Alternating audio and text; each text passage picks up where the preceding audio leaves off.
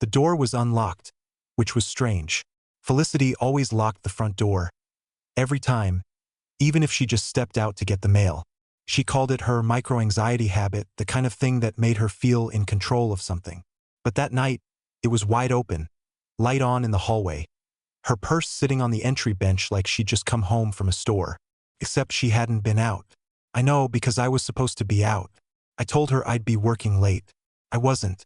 I parked 2 blocks away. I walked. I waited 45 minutes behind the neighbor's hedge like some pathetic ghost of a husband. And when I walked inside, I didn't say a word. I just listened. The house was breathing wrong. You know that sound? That subtle shift in the air when something isn't the way it should be. It was like the walls were trying to warn me. Even the dog, our Mutt Oliver, was gone. His leash wasn't on the hook. That's when I heard it. A voice. A man's voice. Not loud. Confident. Relaxed. "That's why you always come back, huh?" And then her laugh. Her real laugh. Not the one I've heard for the last 3 years. The polite, distant chuckle she saves for dinners, or when I tell her a story she's already heard. This one was careless, deep, unfiltered. I'd forgotten she could even make that sound. I backed up. My heel tapped the umbrella stand and made it rattle. My heart dropped like it owed gravity something. Then silence upstairs. I froze. A moment later, the door at the top creaked open. Footsteps, slow and cautious, crept toward the stairs. I could hear only one set. She came down alone, wearing that shirt I hated. The one with the tie-dye swirl that always made her look like she was trying to be 20 again. Hair up, eyes sharp. "Curtis." She didn't sound surprised, not angry, not scared, not even defensive. Just tired. "You weren't supposed to be home." I stared at her, unable to form a sentence. Then she said it. "It's not what you think." And maybe that would have worked a year ago, but not after what I saw next. Not after he came down, too, through the side door. The same side door I thought only we had the key to. He didn't rush. That's what unnerved me the most. The guy came in like he lived there. Slipped in through the side door, shoes off at the mat, jacket folded over one arm. He walked straight into the kitchen, cracked open the fridge, and grabbed the sparkling water I just bought last week. Lime-flavored. Felicity's favorite. I hadn't even had one yet. And then he saw me. I was still standing by the stairs, body stiff, arms like they didn't belong to me. I expected a double take, a stumble, maybe a muttered, "Oh, SHT. But no, he nodded, like we were acquaintances at a barbecue. "Hey," he said, calm, almost friendly. "Didn't realize you'd be back so early." I looked at Felicity. She didn't correct him, didn't deny it, didn't flinch. Her arms were folded now, expression unreadable. A wall I couldn't get through. "Who is he?" I finally asked. No response. "Felicity, who is he?" She rubbed the back of her neck like the question was exhausting. "Curtis, this isn't how I wanted this to happen." The man walked past her and stood near the doorway, sipping the drink that still had the condensation from our fridge. I noticed he was wearing a wristwatch I had gifted Felicity's brother 2 Christmases ago. I hadn't seen it since that night. Now it was ticking on this guy's wrist. "You remember Tyson, right?" she finally said. I blinked. Tyson? No, that couldn't be right. Tyson was her ex from years ago. A musician, I think. One of those guys with a YouTube channel, a beard before they were trendy, and vague ambitions to do something big. She told me once, in a vulnerable moment, that he broke her heart. She said he was toxic, manipulative, and emotionally detached. I remember because I wrote it all down in my head. Little bullet points. Reasons I was better. "That Tyson?" I asked, not sure what planet I was on. She nodded. "You said he was living in Seattle, but he ghosted you." "That's what I said." She cut in, quietly, flatly. "Things changed." Tyson finally chimed in. "I'm not here to cause drama, man. Just here to see where things go." I almost laughed. It wasn't funny, but it was surreal, like someone had handed me the wrong script to a play I didn't audition for. "See where things go," I repeated, my voice breaking on the last word. I stepped back, not because I was afraid, but because I felt stupid, like I was the last person in the room to get a joke, and everyone had already moved on to dessert. Then Felicity said something that knocked the air out of me. "We're not sleeping together. Yet." There it was. a crack in a mirror, and everything spilled through. I didn't cheat, Curtis. You always said emotional intimacy mattered more to you than physical, right? That trust is built, not broken overnight. Well, I haven't broken anything yet, but I can't keep pretending we're not just roommates anymore. She didn't cry. She didn't raise her voice. She just stated it. I felt something twist in my stomach. Not rage, not sadness. It was worse than both. It was humiliation. This wasn't a confession. It was a negotiation, like she wanted me to nod, accept it, be the calm, understanding husband who would go for a walk, breathe through it, and maybe even thank her for being honest. Tyson sipped his drink again. No one said anything for too long. So I turned around and I left, not out of strength, but because if I stayed, I would have collapsed right there in the hallway. And I had just enough dignity left not to let her see that. I didn't know where I was going. I just knew I wasn't going to be in that house when he finished my water. I didn't go home that night. I ended up in a 24-hour diner just off Route 9, the kind of place where the walls are yellow from time and fryer grease, and the only other customer was an old man slowly unwrapping sugar packets like they were dynamite. I sat in a booth by the window and ordered pancakes I never touched. My phone was on the table, screen down. Every few minutes, it lit up with a soft glow. One new text. 2. Then a missed call. Felicity. I didn't open them. I didn't want to read the words that would try to soften what couldn't be softened. I didn't want her. I didn't mean for it to happen, or we need to talk. Or the worst one.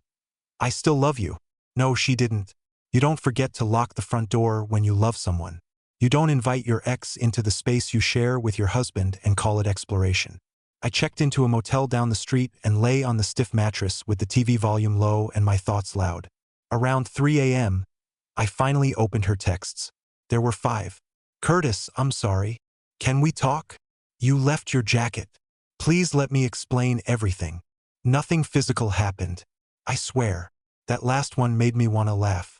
Like that was the line that made it all okay. As if the betrayal of the body is worse than the betrayal of intention. But it was her silence in the days before that really hit me now. How she'd start speaking mid-thought like I should already know the context.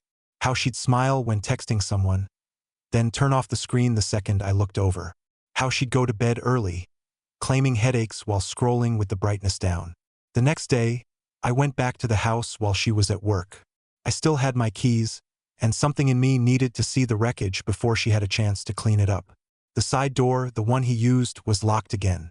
Her car wasn't in the driveway. Oliver the dog was back. He looked up at me from his bed, ears perked, unsure whether to greet or guard. I didn't touch anything, didn't snoop in the bedroom or the bathroom or the sock drawer. But I did open her laptop. I know how that sounds, but this wasn't spying. This was survival. She'd left it on the kitchen table, open but asleep. When I touched the trackpad, the screen came to life with a calendar, the week view, and it was empty, completely blank. No reminders, no to-do lists, no yoga, no brunch, no appointments, nothing. Except Friday. There, in small gray text, was a single event. RL 5:45 p.m. to 9 p.m/cottage lights. I had never seen those initials before. There was no location tag, no contact link to it. Just that cryptic entry. I checked her recent files. All boring spreadsheets. Travel itineraries from months ago. But then I checked her notes app. Nothing had been added in weeks. At least not under her name. I was about to shut it all down when I noticed a second user profile in the top corner. Not guest. Not private. Just RL. It asked for a password. I didn't try to guess. I just sat there staring at it because she'd never mentioned a second profile, never mentioned using aliases for anything. And what the hell was RL? I shut the laptop, left it exactly as I found it, and I went to look in the garage. That's when I found the box. It was shoved behind the old camping gear, half buried under a drop cloth. It wasn't labeled, but when I opened it, the first thing I saw was an old photo, one I'd never seen before. Felicity and Tyson, years younger, sitting on the hood of a car that wasn't ours, in front of a house I didn't recognize. She was holding a cigarette. He was playing guitar and they both looked free. Underneath the photo was a stack of letters, a set of keys, and a single sheet of paper with directions printed in bold. No address, just turns, landmarks. Take right after broken sign. Follow the path until the gravel ends. I didn't know what I was looking at, but I knew where I was going. I didn't plan on driving there that same day. I told myself I'd wait. I'd gather more information. Maybe ask Felicity about the initials. Confront her gently like some rational adult who believes in clean endings. But that's not what happened. Because the second I finished reading those directions, the turn after the broken sign, and past the third tree with the orange marking, something inside me activated. It was like I was no longer just a husband. I was a thread being pulled, unraveling towards something that didn't want to be found. The map was old school, printed, folded, like something someone would hand you in a movie, followed by a cryptic warning. I don't know what I expected. Maybe an abandoned shack. Maybe a field where she'd carved Tyson's name into a tree and gone to cry sometimes. What I didn't expect was what I found. Took nearly an hour to get there. The directions led me out past city limits, down rural back roads, past cornfields and forgotten driveways. No GPS, no phone signal, just me, the printed sheet, and the sound of my car tires crunching gravel where no pavement remained. When I finally saw the broken sign, Tansley Ridge Hunting Preserve, it once read, I slowed. The turnoff was barely visible, eaten up by weeds. I almost didn't see the third tree with the orange stripe. It was faint, like someone had painted it years ago and forgot it, but it was there. The path narrowed into forest. My car barely fit. Branches scraped the windows like nature trying to warn me, this isn't for you. Eventually, I reached a clearing. There, tucked into the tree line, was a cabin. It looked like it hadn't been touched in years, but it also didn't look abandoned. The door was closed. The windows were curtained from the inside. There were tire tracks in the dirt, fresh, not rain-washed. And strangest of all, there were lights on. Not bright, not glaring, just a soft amber glow through one of the windows, like someone had lit an old-fashioned lantern. I parked, heart racing but hands steady, and walked slowly up the wooden steps. The porch creaked like it was considering my presence. I knocked. No answer. I knocked again. Still nothing. I tried the door. It opened. The cabin smelled like cedar and smoke and something faintly metallic.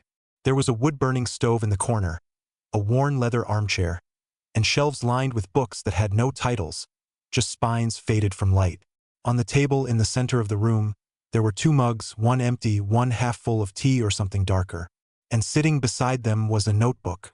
A black leather notebook with a frayed ribbon and a silver clip that had Felicity's initials etched into it. FDC. I didn't touch it right away because I felt something else in the room. Not someone, but a presence. Like the air had weight.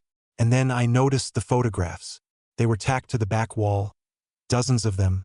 Overlapping, curling at the edges. Some printed in black and white, others in soft color, all taken in the same cabin. Felicity, Tyson, sometimes together, sometimes alone. In one, she's reading in an armchair, barefoot. In another, he's playing guitar, and she's sitting cross-legged on the floor, laughing at something just out of frame. But what shattered me were the dates. Each photo was dated in red pen, tiny in the corner. And every single one had been taken over the last 6 months. During weekends, she told me she was at her sister's. During her wellness retreats. During the week, she swore she was visiting her mother after her surgery. She had a second life, a secret place, an entire world. I stared at one photo where she's staring directly into the camera. No smile, no makeup, just raw. Like she knew the lens wasn't just seeing her. It was preserving her for him, not for me. I sat down at the table and opened the notebook. And what I read there made my chest feel hollow because it wasn't just journal entries. It was letters to me, dozens of them, unsent. Some angry, some heartbreaking, some confused, some apologizing. But the one that gutted me most was dated exactly 4 weeks ago. I almost told you last night. You were so kind. You made me tea when I said my stomach hurt, and I wanted to cry. But I didn't, because I knew if I opened the door to that conversation, I'd never be able to close it again. And I don't know if I'm ready to lose you. Not yet. She never gave it to me. She wrote it, folded it, tucked it in this book, and then drove back to me and said she was just tired. I left the cabin. Didn't take anything, didn't leave anything, didn't scream. I just stood outside and realized the worst part of it all. She was right. She hadn't cheated. Yet. But she had already left. By the time I got back to the house, it was nearly dark. My mind was still spinning with everything I'd read in that notebook. Her letters, her confessions, her indecision, but none of it came with answers. It all just deepened the hole. The worst part was, for a moment out there, I felt like I understood her. Like maybe she had been lonely, too. Maybe she just started drifting without realizing it. But the photos on that cabin wall, that wasn't drifting. That was choosing. When I pulled into the driveway, her car was parked exactly where it always was. The porch light was on. The curtains were drawn like they were protecting something inside. I sat in the car for almost 20 minutes, just watching the house, waiting for a sign, waiting for her silhouette to pass the window or the sound of music or something human. But it was quiet. When I finally stepped inside, Oliver didn't run up to me like usual. He was curled up on the rug, eyes open but unmoving. He didn't even wag his tail. I called out softly, "Felicity!" No answer. Her shoes were by the door. The pair she wore on the days she dressed down, casual, worn at the heel, comfort over style. It struck me as odd because if she were planning to meet someone, Tyson or whoever else, those weren't the shoes she'd wear. She always had a certain look for him. I knew that now. I'd seen it captured in dozens of photographs. Loose hair, long earrings, lipstick that matched her mood. But tonight, she'd come home as the woman I married. Quiet, almost invisible. I walked through the house, room by room, softly, like I didn't want to wake it. Living room, empty. Kitchen, plates in a sink. One mug with tea leaves dried to the bottom.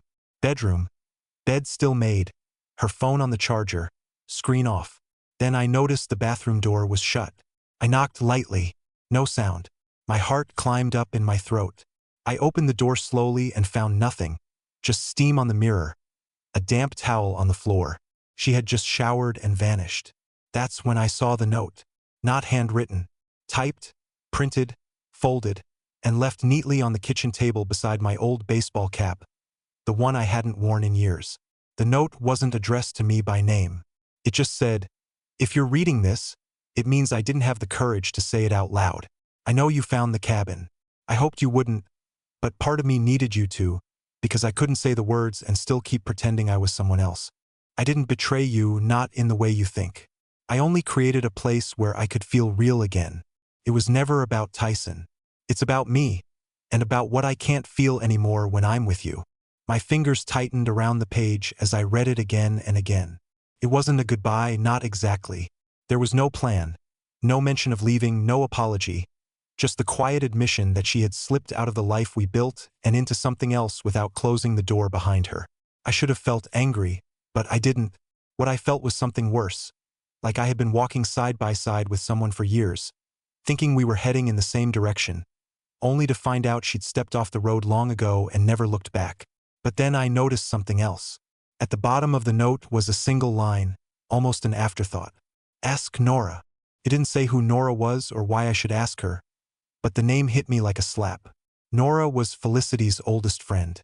Not someone she saw often, but someone she'd known forever. The kind of friend who sees the raw version of you before life and relationships sand down your edges. They hadn't spoken in months, or so I thought.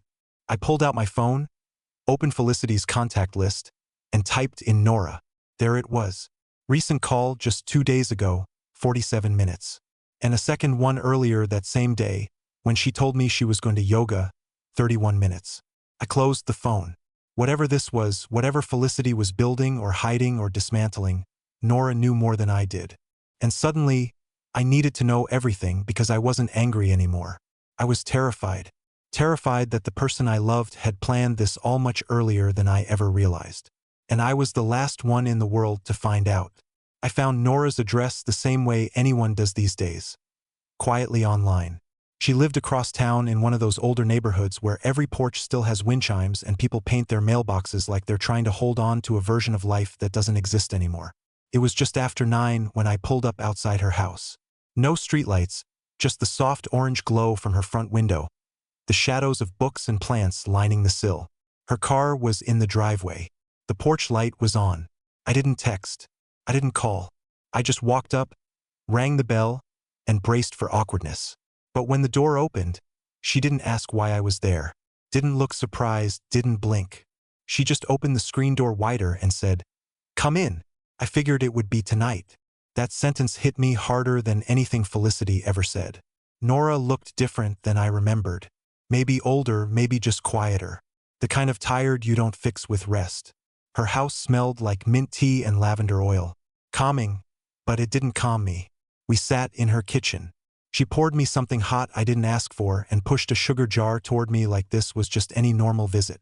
"I saw Felicity last week," she finally said. "In person, not just the phone."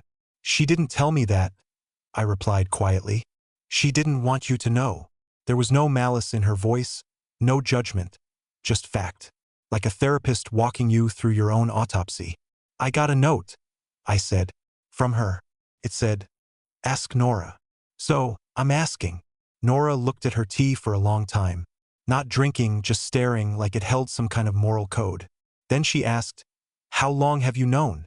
I didn't answer right away because I still wasn't sure I did know. "Not all of it. I found a cabin," I said. "And the photos and the letters. I know about Tyson." Nora nodded, but her eyes softened. "It's not about Tyson." "What do you mean?" "I mean, Tyson is a part of it, sure. But if you think he's the reason everything is falling apart, you're looking at the wrong man." That line, it landed in my chest like ice. "Then who is?" I asked. She looked directly at me then, not with pity, with honesty. "You." The room went still. The air, the walls, the clock behind me. Everything paused, like it was giving me a chance to prepare myself. "She's been disappearing long before Tyson reappeared," Nora continued. "The cabin, that wasn't built for him. That was hers. She found that place 2 years ago, paid cash for it, never told anyone, not even me, until a few months ago. And when she did, she cried. Not because she was cheating, but because she wasn't, because she wanted to. And she couldn't figure out why she still felt guilty when she hadn't crossed a line yet." I leaned back in the chair, the legs creaking beneath me. "She said you're kind," Nora went on. "That you never raise your voice, that you try to be supportive even when she shut down. But she also said something I couldn't ignore. I didn't want to hear it, but I let her speak. She said living with you felt like sleeping inside a snow globe, beautiful, still, and sealed shut." I felt my throat tighten.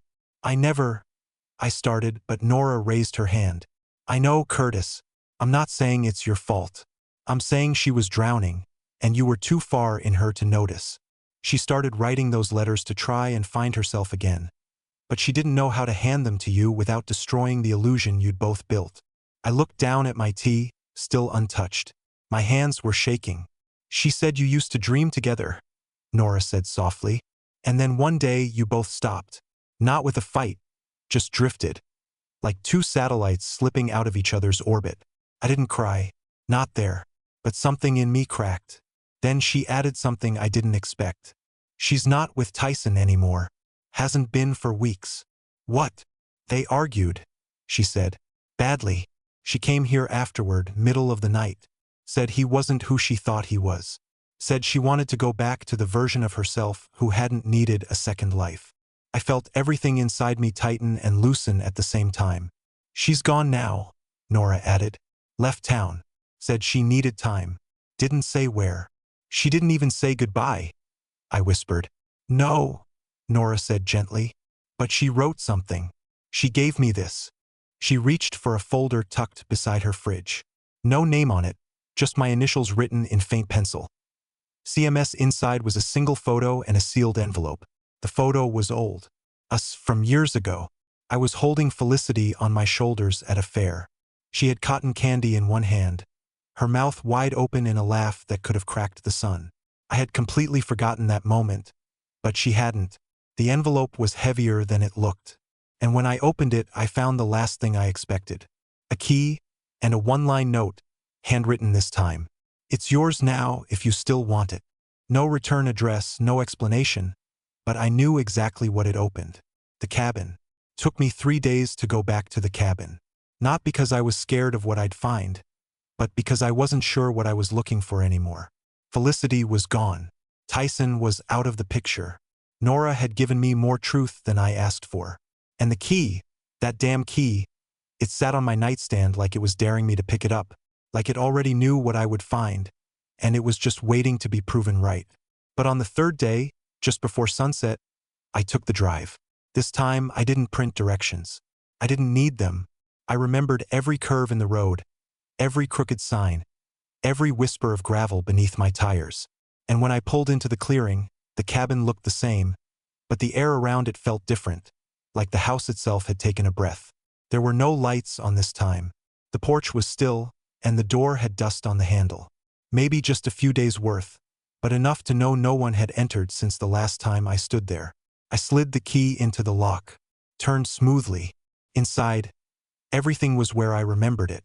The leather chair, the books, the stove, the photographs on the wall, some now curling further at the corners, the tape letting go. But something was missing. Her presence. It had evaporated, as if Felicity had scrubbed herself out of the space deliberately, afraid I might mistake the memory for the moment. The mugs were gone, the tea, the letters, the notebook. Even the subtle scent of lavender and cedar had faded, replaced by still air and dust. But then I saw something new. Pinned to the edge of the bookshelf was a folded piece of paper I hadn't seen before. It wasn't yellowed like the rest. Fresh, white, crisp crease. I pulled it down. On the outside was written one word in her handwriting: stay. Inside, no letter, no message, just a set of coordinates written in pencil. I almost laughed. Of course, there was another layer. But I wasn't angry. I was strangely calm. Numb, maybe, like I was floating just above my life, watching it collapse in quiet, beautiful, slow motion. I sat in the leather chair for a long time, staring at the coordinates. I plugged them into my phone. It showed a location just 40 miles north. No street, no name, just forest. Nothing else. I could have driven there right away, but I didn't. Instead, I did something strange. I cleaned the cabin. I wiped down the stove, swept the floors, folded the blankets. I even fixed the lopsided curtain rod by the window. Took me 2 hours, and I never turned on the music or checked my phone. It felt like I was preparing something, or maybe honoring something that had already ended. At one point, I caught my reflection in the window. I didn't recognize him, not because I looked different, but because I wasn't flinching anymore. There was no panic, no searching, just a man sitting in the last room his marriage had touched, and realizing it wasn't grief he was feeling. It was release. Before I left, I took one last look at the wall of photographs. Then I did something I never thought I would. I pulled one down. Not the happiest one. Not the most romantic. Just one where Felicity stood alone in the woods, hands in her coat pockets, looking off into the trees. She wasn't smiling, but she wasn't frowning either. She looked like someone who had just made peace with herself. I folded the photo and put it in my jacket. Then I turned off the lights, locked the door behind me, and left. Not because I was running, but because I knew, finally, that whatever I was about to find at the coordinates, it wasn't going to be about her anymore. It was going to be about me. The coordinates led me into the hills, not far, just beyond the familiar edges of our town, where the land curves upward and the trees grow denser and darker until they blur together in waves. I didn't tell anyone I was going. I didn't even leave a note. It was like I'd slipped out of my own life and into the final chapter of someone else's book. The road ended at a locked gate, rusted but upright. Beyond it, a narrow hiking trail, overgrown but visible.